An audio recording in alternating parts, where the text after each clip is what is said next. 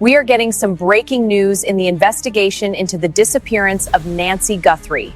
The atmosphere in Arizona just turned ice cold. While thousands of eyes were glued to the Tucson desert, the nightmare everyone feared was quietly drifting through the dark waters of the Grand Canal in Phoenix. This isn't just a development, it's a total collapse of everything we thought we knew. Just moments ago, the Maricopa County Sheriff stepped in front of the cameras, his face pale, his voice trembling, to address the one connection that was never supposed to be possible. A body has been recovered, and the evidence found at the scene is so devastating that even federal investigators are visibly shaken. If you think you've heard it all regarding Nancy Guthrie, stay exactly where you are, because the footage emerging from the canal bank is about to expose a secret that someone was willing to kill for.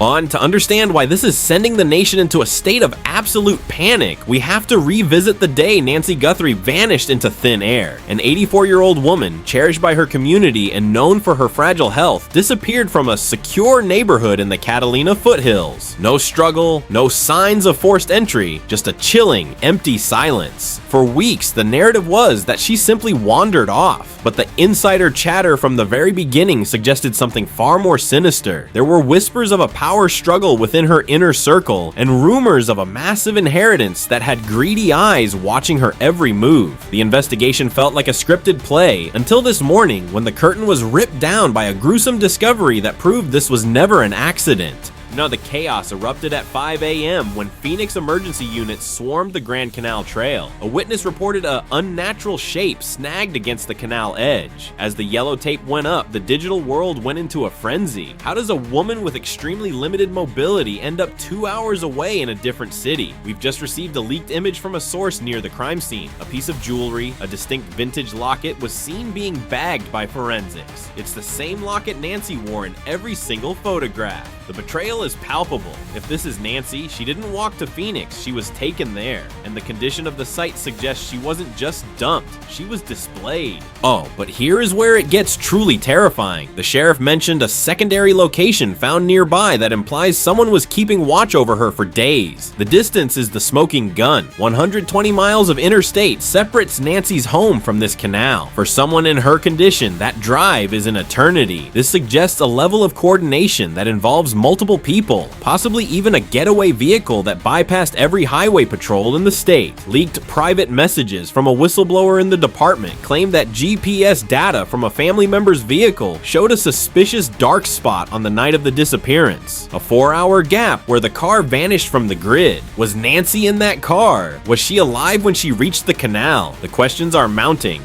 and the sheriff's refusal to answer them is only fueling the fire. The narrative is shifting from a rescue mission to a full-blown homicide investigation with suspects that are way too close for comfort. The internet is currently a battlefield. The Guthrie Guardians on TikTok are calling for a march on the sheriff's office, accusing them of a massive cover-up to protect high-profile names. Meanwhile, true crime analysts are pointing out the convenient timing of the body's discovery, just as a major news outlet was about to drop an expose on the family's finances. Fake Twitter threads are trending globally with the hashtag the canal secret, and celebrities are jumping into the fray, demanding justice for Nancy. The division is clear. Half the world thinks she's a victim of her own bloodline, while the other half believes a professional predator is haunting the Arizona highways. The pressure is so intense that the medical examiner's office has reportedly been placed under 24-hour guard. Just when we thought the sheriff was done, he dropped one final statement that has paralyzed the investigation. He confirmed that a second set of DNA was found at the scene, and it doesn't belong to any known criminal database. It belongs to someone already involved in the search. Let that sink in. The person who may have put Nancy in that canal might have been the same person standing in front of the news cameras crying for her return. But that's not the end. A heavy-duty maintenance bag was found hidden in the brush nearby, containing medical supplies that Nancy never used. Someone was keeping her alive. But for what? This isn't over.